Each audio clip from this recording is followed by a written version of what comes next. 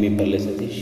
ఈ వీడియోలో కరెంట్ అఫైర్స్లో మొదటి అంశం, ఇజ్రాయెల్లో చిక్కుకుపోయిన భారతీయులను క్షేమంగా స్వదేశానికి చేర్చడానికి భారత ప్రభుత్వం చేపట్టిన ఆపరేషన్ విజయ్. ఈ ఆపరేషన్ విజయ్లో తొలి విమానం 230 మందితో ఈరోజు భారతదేశానికి మొదటి విమానం గురువారం సాయంత్రం ఇజ్రాయెల్లోని బెన్ గురియన్ ఎయిర్పోర్ట్ నుంచి భారతదేశం బయలుదేరినట్టు తెలియజేసింది. స్వదేశానికి తిరిగి రావాలని కోరుకుంటున్న భారతీయులు ఇజ్రాయెల్లోని భారత రాయబార కార్యాలయాన్ని సంప్రదించి విమానంలో ప్రయాణించాలని విదేశాంగ శాఖ సూచించింది. భారత్ ఫ్రాన్స్ల మధ్య ఉన్న రక్షణ సంబంధాలను మరో స్థాయికి తీసుకెళ్లే దిశగా చర్చించామని రక్షణ మంత్రి రాజ్నాథ్ సింగ్ అన్నారు. ఇటీవల ఫ్రాన్స్లో పర్యటించిన ఆయన ఆ దేశ రక్షణ శాఖ మంత్రి సెబాస్టియన్ లెకార్నుతో బుధవారం ప్యారిస్లో భేటీ అయ్యారు. సైబర్ స్పేస్, కృత్రిమ మేధ వంటి రంగాల్లో మరింత సహకారాన్ని పెంచుకోవడంపై సెబాస్టియన్తో చర్చించారు. రక్షణ పారిశ్రామిక రంగాల్లో ఇరు దేశాల మధ్య బంధాన్ని మరింత ఎత్తుకు తీసుకెళ్లడానికి ఇది సరైన సమయమని రాజ్నాథ్ పేర్కొన్నారు. ఆ దేశ రక్షణ రంగాల పరిశ్రమల సీఈఓలతో భేటీ అయ్యారు. ప్రస్తుతం ఇరు దేశాల భాగస్వామ్యంతో నడుస్తున్న ప్రాజెక్టులు, సైనికపరమైన సంబంధాలు తదితర అంశాలపైన మంత్రులిద్దరూ చర్చించుకున్నారు. ప్రపంచ ఆకలి సూచిని ప్రతి సంవత్సరము గ్లోబల్ హంగర్ ఇండెక్స్ విడుదల చేస్తుంది. ఈ గ్లోబల్ హంగర్ ఇండెక్స్ 2023 నివేదికను మొత్తం ప్రపంచవ్యాప్తంగా 125 దేశాలను పరిగణలోకి తీసుకొని నివేదిక వెల్లడించింది. ఈ నివేదికలో భారతదేశం 111వ స్థానాన్ని లభించింది. 28.7 స్కోరుతో భారత్లో ఆకలి తీవ్ర స్థాయి ఎక్కువగా ఉన్నట్లు ఈ సూచి వెల్లడించింది. గతేడాది ఇదే నివేదికలో 121 దేశాలను తీసుకుంటే దీంట్లో భారతదేశం 107వ స్థానం దక్కింది. కాగా ఇది దురుద్దేశంతో కూడిన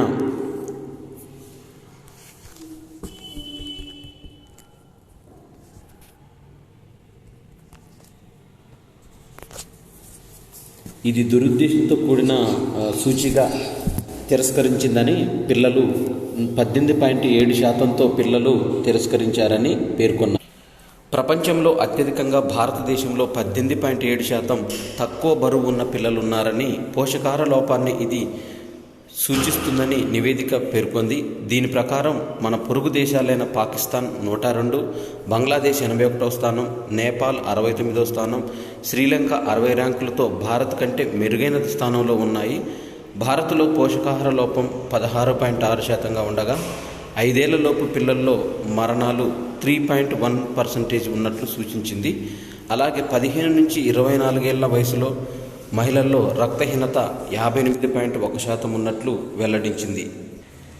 అమెరికాలో భారతీయ యువతికి ఘన సత్కారం లభించింది. అమెరికా సమాజంలో మార్పునకు ప్రగతికి చోదక శక్తులుగా గుర్తింపు పొందిన 15 మంది బాలికలు, యువతుల్లో భారత సంతతి అమెరికన్ గీతాంజలి రావు ఉన్నారు. అంతర్జాతీయ బాలికా దినోత్సవం సందర్భంగా అధ్యక్ష భవనం వైట్ హౌస్లో దేశాధ్యక్షుడి సతీమణి జిల్ బైడెన్ వీరిని సత్కరించారు. కొలారెడో రాష్ట్రానికి చెందిన గీతాంజలి రావు సీసం వల్ల ఏర్పడే కాలుష్యాన్ని కనిపెట్టే పరికరాన్ని ఆవిష్కరించి ఈ అవార్డు పొందారు. డిస్కవరీ ఎడ్యుకేషన్ 3M సంస్థ నుంచి అగ్ర యువ శాస్త్రవేత్తల అవార్డును ఆమెకు లభించింది. సైన్స్, ఇంజనీరింగ్, సాంకేతిక, గణిత శాస్త్రాల్లో స్టెమ్ బోధనకు గీతాంజలి రూపొందించిన 5 అంచెల ప్రక్రియను 80,000 మంది పాఠశాల విద్యార్థులకు బోధిస్తున్నారు. ఈమె 2020 టైమ్ మ్యాగజైన్లో మొదటిసారి ప్రకటించిన kid of the year award గెలుచుకున్నారు. మసాచుసెట్స్ ఇన్స్టిట్యూట్ ఆఫ్ టెక్నాలజీ MITలో విద్యార్థి అయిన గీతాంజలి ఫోర్బ్స్ పత్రిక ప్రకటించిన 30 అండర్ 30 విజేతల్లోనూ స్థానం సంపాదించడం విశేషం. ప్రపంచ కుబేరుల జాబితాను ఫోర్బ్స్ ఇండియాస్ 100 రిచెస్ట్ జాబితాను విడుదల చేసింది. ఈ జాబితాలో సైతం అగ్రస్థానంలో ముఖేష్ అంబానీ కొనసాగుతున్నాడు. రిలయన్స్ ఇండస్ట్రీస్ అధినేత ముఖేష్ అంబానీ దేశంలోనే అత్యంత సంపన్నులని ఫోర్బ్స్ గురువారం ప్రకటించింది. భారత అగ్రగామి 100 మంది సంపన్నుల జాబితాలో $92 బిలియన్ సంపదతో ముఖేష్ నెంబర్ 1గా నిలిచారు. అమెరికా సంస్థ హిండెన్బర్గ్ నివేదిక అనంతరం సంపద విలువను వేగంగా కోల్పోయిన గౌతమ్ అదానీ $68 బిలియన్ ఈ జాబితాలో 2వ స్థానంలో నిలిచారు. హెచ్సిఎల్ టెక్ వ్యవస్థాపకులు శివ నాడార్ 2 స్థానాలు మెరుగుపరుచుకుని ఈ జాబితాలో 3వ ర్యాంకు దక్కించుకున్నారు. హెచ్సిఎల్ టెక్ షేర్లు గత ఏడాది కాలంలో 42% దూసుకెళ్లడం ఇందుకు ఉపకరించింది. ఓపీ జిందాల్ గ్రూప్నకు చెందిన సావిత్రి జిందాల్ తన సంపదను 46% పెంచుకొని 4వ స్థానంలో చేరగా $27.6 బిలియన్ నుంచి $23 బిలియన్ సంపద తగ్గిన దమాని 5వ స్థానంలో నిలిచారు. దేశంలో అత్యంత ధనవంతురాలిగా ఉన్న సావిత్రి జిందాల్ అగ్రశ్రేణి 5 సంపన్నులలో చేరటం విశేషం. ముఖేష్ అంబానీ $92 బిలియన్, 7,65,348 కోట్ల సంపదతో ఫస్ట్ స్థానం. Gautam Adani $68 billion second place. Shiv Nadar $29.3 billion third place. Savitri Jindal $24 billion fourth place. ఈ విధంగా ఉన్నారు. దీంట్లో తెలుగు రాష్ట్రాల నుంచి, ఆంధ్రప్రదేశ్, తెలంగాణ రాష్ట్రాల నుంచి ఫోర్బ్స్ జాబితా 5 చోటు లభించింది. 33వ స్థానంలో దివి మురళి $6.3 బిలియన్, దివీస్ ల్యాబొరేటరీస్. 54వ స్థానంలో P P Reddy, P B Krishna Reddy $4.05 billion mega engineering సంస్థ. 75వ స్థానం సతీష్ రెడ్డి కుటుంబం $3 బిలియన్, డాక్టర్ రెడ్డిస్ ల్యాబొరేటరీస్.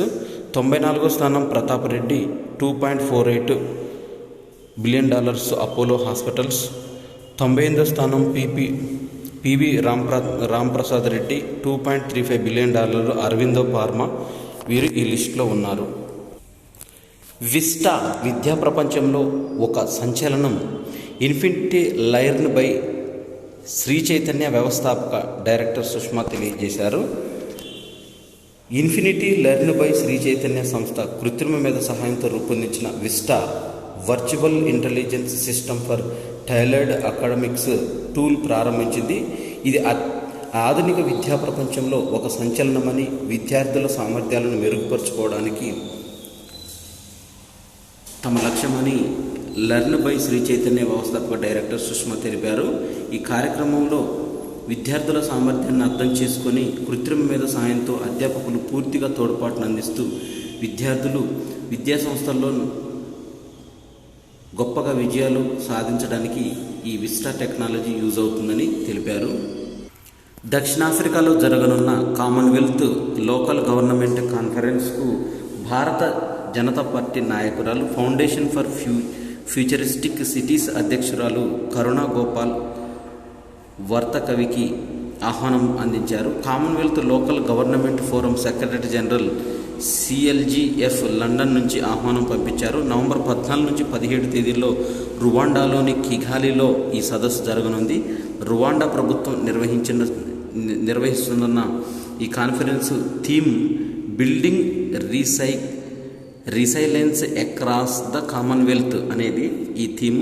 ఈ సదస్సుకు ప్రభుత్వాలు, డెవలప్మెంట్ ఏజెన్సీలు, ప్రైవేటు రంగాలకు చెందిన ఉన్నత స్థాయి వ్యక్తులతో సహా కామన్వెల్త్లోని 56 సభ్య దేశాల నుంచి దాదాపు 500 మంది మేయర్లు, మంత్రులు, అధికారులు హాజరు కానున్నారు.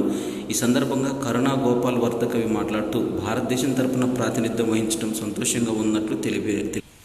3 దశాబ్దాలకు పైగా మేక్ ఇన్ ఇండియా మంత్రాన్ని జపిస్తున్న సంస్థ ఏపీఎల్ అపోలో ప్రచారకర్తగా అమితాబ్ బచ్చన్ను ఎంపిక చేశారు. బాలీవుడ్ మెగాస్టార్ను ఈ బ్రాండ్కు మరింత గుర్తింపు తీసుకురావాలనే ఉద్దేశంతో బాలీవుడ్ బాద్షాను బ్రాండ్ అంబాసిడర్గా నియమించుకున్నట్లు company chairman MD Sanjay Gupta తెలిపారు.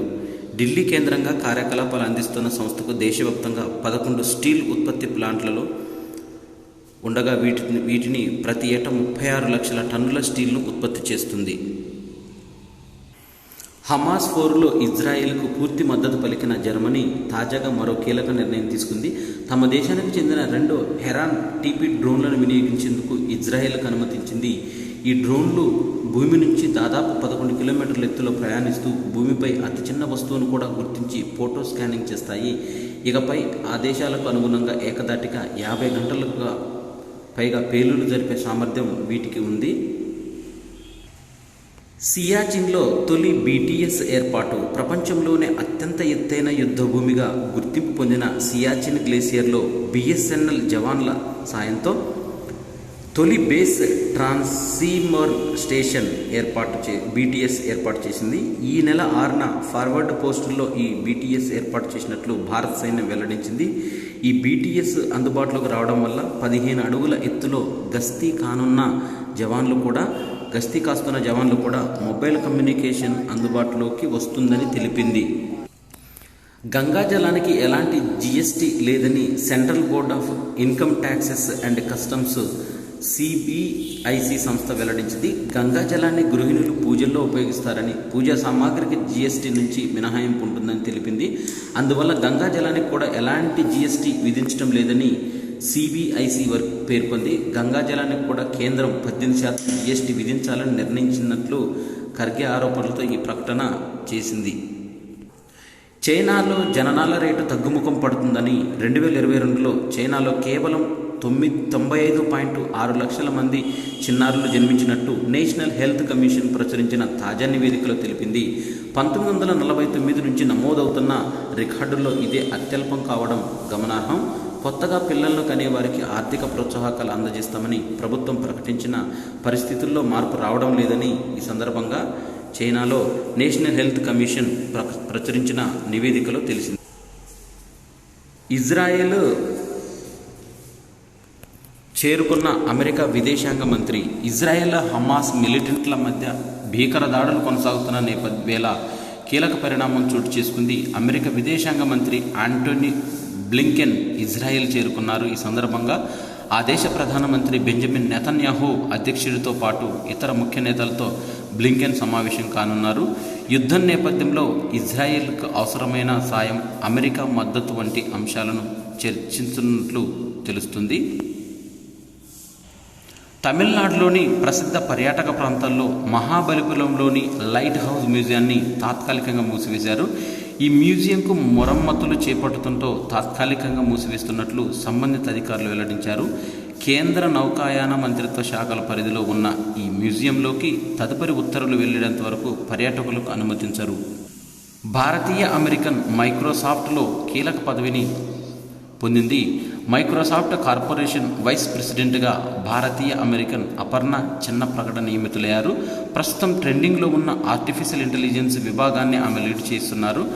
ప్రోడక్ట్ డెవలప్మెంట్, డిజైన్, స్ట్రాటజీలో ఆమెకు 20 ఏళ్ల అనుభవం ఉంది. గూగుల్లో కీలక బాధ్యతలు నిర్వర్తించారు. కాగా ఈమె IIT మద్రాసులో బీటెక్, టెక్సాస్ వర్సిటీలో కంప్యూటర్ సైన్స్ మాస్టర్ డిగ్రీ పూర్తి చేసి ఈ జాబ్లను దక్కించుకున్నారు. అక్టోబర్ 13 నేషనల్ ఎగ్ డేగా జరుపుకుంటారు ప్రతి సంవత్సరము. దీంట్లో ఎగ్లో ఉన్న 6 గ్రాముల కొవ్వులు, 7.9 గ్రాముల కాల్షియము, 36 గ్రాముల ఫాస్ఫరస్, 132 మిల్లీగ్రాముల ఇనుము, 1.26 మిల్లీగ్రాముల ఇనుమును ఉంటాయి. వీటితో పాటు జింకు, విటమిన్లు A, B complex, D, E, Kలు కూడా ఉంటాయి. అయితే 103 ఒక గుడ్డు తింటే 103 కిలో క్యాలరీల శక్తి లభిస్తుంది. ఈ సందర్భంగా గుడ్డులో B2, B5, B12 అమైనో యాసిడ్లు అధికంగా ఉంటాయి. ఇవి చర్మం, కురులు, గోళ్ళు ఆరోగ్యాన్ని రక్షిస్తాయి. యాంటీ ఆక్సిడెంట్లు, ప్రోటీన్లు చర్మాన్ని తేమనిస్తాయి. అయితే గుడ్లు త్వరగా కడుపు నిండిన భావనను కలిగిస్తాయి. దీంతో త్వరగా ఆకలి వేయదు, త్వరగా బరువు అదుపులోకి ఉంటుంది. ఉదయాన్నే అల్పాహారంలో దీన్ని చేర్చుకుంటే సరి. మంచి కొవ్వులు రక్తంలో చెడు కొలెస్ట్రాల్ను కూడా తగ్గించి గుండె జబ్బులను కూడా దరిచేరనివ్వు. అందుకే ప్రతి సంవత్సరము అక్టోబర్ 13 వరల్డ్ ఎగ్ డేగా నిర్వహించుకుంటారు. ఈ సందర్భంగా చిట్టూరు జగపతిరావుకు international egg person of the year అవార్డును అందించారు. నేషనల్ ఎగ్ డే సందర్భంగా శ్రీనివాస ఫార్మ్స్ గ్రూప్ చైర్మన్ మన దేశంలో నేషనల్ ఎగ్ కోఆర్డినేషన్ కమిటీ వ్యవస్థాపకులు ఒకరైన చిట్టూరి జగపతిరావుకు 2023 సంవత్సరానికి international egg person of the year అవార్డును లభించింది. The international egg coordination committee IEC ఈ అవార్డుకు ఆయనను ఎంపిక చేసింది. ఆసియా దేశాల నుంచి ఈ అవార్డు అందుకున్న తొలి వ్యక్తి చిట్టూరి జగపతిరావు కావడం విశేషం. పౌల్ట్రీ రంగంలో చేసిన విశేష కృషి ఆయనకు ఈ గుర్తింపును తెచ్చిపెట్టింది. కేవలం తాను స్థాపించిన శ్రీనివాస ఫార్మ్స్ గ్రూప్ కోసం మాత్రమే కాకుండా పౌల్ట్రీ పరిశ్రమ అభివృద్ధికి ఆయన కృషి చేశారని ఇంటర్నేషనల్ ఎగ్ కోఆర్డినేషన్ కమిటీ తెలిపింది. International egg coordination committee chairman Greg Hinton పేర్కొన్నారు. ఇటీవల జరిగిన international egg coordination global leadership కాన్ఫరెన్స్లో చిట్టూరి జగపతిరావు తరపున సురేష్ రాయుడు చిట్టూరి ఈ అవార్డును స్వీకరించారు. ఇక గేమ్స్కు సంబంధించిన కరెంట్ అఫైర్స్లో world athlete of the year నామినీలో నీరజ్ చోప్రా. ఈ ఏడాది ప్రపంచ పురుషుల ఉత్తమ అథ్లెట్ పురస్కారం రేసులో భారత star javelin thrower Neeraj Chopra నిలిచారు. 2023 సంవత్సరానికి గాను world athlete of the year award కోసం ప్రపంచ అథ్లెట్ల సమాఖ్య 11 అథ్లెట్లను నామినీలుగా ప్రకటించారు. నీరజ్ చోప్రా ఈ ఏడాది ప్రపంచ ఛాంపియన్గా నిలవడంతో ఆసియా క్రీడల్లో తన టైటిల్ను నిలబెట్టుకున్నారు. 3 పద్ధతుల్లో ఓటింగ్ ద్వారా విజేతను నిర్ణయిస్తారు. ఈమెయిల్ ద్వారా world athletic council, world athletic family సభ్యులు ఆన్లైన్ విధానంలో అభిమానులు ఓటింగ్లో పాల్గొనవచ్చని తెలిపారు. అక్టోబర్ 28వ తేదీన ఓటింగ్ ప్రక్రియ ముగుస్తుంది కాబట్టి నవంబర్ 13, 14 తేదీలో టాప్ 5 లిస్టులను, డిసెంబర్ 11న తుది విజేతల లిస్టును ప్రకటిస్తారు. ఫీల్డింగ్లో అత్యుత్తమ ప్రదర్శన కనబరిచిన ఆటగాడికి పథకంతో గౌరవించే విధానాన్ని వరల్డ్ కప్లో భారత జట్టు మొదలుపెట్టింది. అందులో భాగంగా ఆస్ట్రేలియాతో జరిగిన తొలి మ్యాచ్ 2 క్యాచ్లు అందుకున్న విరాట్ కోహ్లీకి స్వర్ణ పథకం అందించారు. వన్డేల్లో అత్యధిక క్యాచ్లు పట్టిన భారత ఆటగాడిగా కూడా కోహ్లీ రికార్డుకు ఎక్కిన విషయం విదితమే. ఇక ఆఫ్ఘనిస్తాన్తో బుధవారం జరిగిన మ్యాచ్లో గుర్బాజ్ క్యాచ్ను బౌండరీ లైన్ వద్ద అద్భుతంగా అందుకున్న శార్దుల్ ఠాకూర్కు విరాట్ ఈ మెడల్ అందజేశాడు. బుధవారం రాత్రి మ్యాచ్ ముగిసిన అనంతరం టీమిండియా డ్రెస్సింగ్ రూమ్లో ఈ కార్యక్రమం జరిగింది. మెడల్ను శార్దుల్ మెడలో విరాట్ వేయగానే భారత ఆటగాళ్లు చప్పట్లతో దద్దరిల్లిపోయింది. భవానీకి స్వర్ణం, కుసుమకు కాంస్యం. జాతీయ ఓపెన్ అథ్లెటిక్స్ ఛాంపియన్షిప్లో ఆంధ్రప్రదేశ్ అమ్మాయిలు భవానీ యాదవ్, కుసుమ సత్తా చాటారు. గురువారం మహిళల లాంగ్ జంప్లో భవానీ 6.22 మీటర్లు దూకి స్వర్ణ పథకం చేజిక్కించుకుంది. కుసుమ కాంస్య పథకాన్ని 6.08 మీటర్లు దూకి పథకాలు సాధించారు. ప్రియా రాథోడ్ 6.12 మీటర్స్ రాజస్థాన్ చెందిన ఆమె ద్వితీయ స్థానంలో నిలిచింది. పురుషుల 100 మీటర్ల పరుగులో సర్వీసెస్ స్ప్రింటర్ మణికంఠ 10.42 సెకండ్లలో 100 మీటర్లలో పరుగుల్లో బంగారు పథకం సాధించాడు. మహిళల విభాగంలో గిరిధరణి 11.36 సెకండ్స్ తమిళనాడు స్వర్ణ పథకం గెలిచింది. రష్యా ఒలింపిక్ కమిటీపై నిషేధం. రష్యా ఒలింపిక్ కమిటీ ఆర్ఓసీపై తక్షణ నిషేధాన్ని విధిస్తున్నట్లు అంతర్జాతీయ ఒలింపిక్ కౌన్సిల్ ఐఓసీ వెల్లడించింది. ముంబైలో జరుగుతున్న ఐఓసీ సర్వసభ్య సమావేశంలో ఈ నిర్ణయం తీసుకున్నారు. ఉక్రెయిన్ పరిధిలో ఉన్న ప్రాంతీయ క్రీడా సంఘాలను చేర్చుకోవాలని రష్యా ఒలింపిక్ కమిటీ నిర్ణయించిన నేపథ్యంలో ఐఓసీ తాజా నిషేధాన్ని విధించింది. నిషేధం పడిన ప్యారిస్ ఒలింపిక్స్తో సహా ఇతర అంతర్జాతీయ ఈవెంట్లలో రష్యా అథ్లెట్లు పోటీ పడవచ్చని, మరోవైపు ఒలింపిక్ క్వాలిఫైయర్ సిరీస్లను షాంఘై, బుడాపెస్ట్లను ఐఓసీ ఎంపిక చేసింది. క్రికెట్తో పాటు baseball, softball, flag football, squash, lacrosse క్రీడలను 2028 ఒలింపిక్స్లో చేర్చే విషయంపైన కూడా ఈ సమావేశంలో ఒక నిర్ణయానికి రానున్నారు. వన్డే ఇంటర్నేషనల్ వరల్డ్ కప్ పథకాల పట్టిన ఒకసారి చూసినట్టయితే దక్షిణాఫ్రికా 2 మ్యాచ్లు ఆడి 2 మ్యాచ్లు గెలిచింది. మొత్తం 4 పాయింట్స్తో 2.360తోని నెట్ రన్ రేట్తోని ఫస్ట్ ప్లేస్లో దక్షిణాఫ్రికా కొనసాగుతుంది. న్యూజిలాండ్ ఆడిన మ్యాచ్లు 2, గెలిచినవి 2, మొత్తం 4 పాయింట్స్తోని 1.958 ప్లస్ రేట్తో సెకండ్ ప్లేస్లో ఉంది. ఇండియా 2 మ్యాచ్లు ఆడింది, 2 మ్యాచ్లు గెలిచి 4 పాయింట్స్తో 1.500తో థర్డ్ ప్లేస్లో కొనసాగుతుంది. పాకిస్తాన్ ఆడిన మ్యాచ్లు 2, గెలిచినవి 2, మొత్తం 4 పాయింట్స్తోని 0.927 రేట్తోని ఉన్నాయి. ఇప్పటి వరకు ఆడిన మ్యాచ్ల్లో చూసినట్టయితే శ్రీలంక, నెదర్లాండ్స్, ఆస్ట్రేలియా, ఆఫ్ఘనిస్తాన్ 2 మ్యాచ్లు ఆడి 2 మ్యాచ్లు ఓడిపోయి మొత్తం నెగిటివ్ గ్రోత్ రేట్లో ఉన్నాయి. బంగ్లాదేశ్ నుంచి మొత్తం వరుసగా చివరి 5 దేశాలు నెగిటివ్ రన్ రేట్లో కొనసాగుతున్నాయి. ఇవి అక్టోబర్ 13కు సంబంధించిన కరెంట్ అఫైర్స్. ఈ వీడియో నచ్చినట్టయితే లైక్ చేయండి. కాంపిటేటివ్ ఎగ్జామ్స్కు ప్రిపేర్ అయ్యే విద్యార్థులకు షేర్ చేయండి. నా ఛానల్ని సబ్స్క్రైబ్ చేసుకోవడం ద్వారా నేను చేసే వీడియోలన్నీ మీకు నోటిఫికేషన్ రూపంలో వెలువడతాయి. Thanks for watching.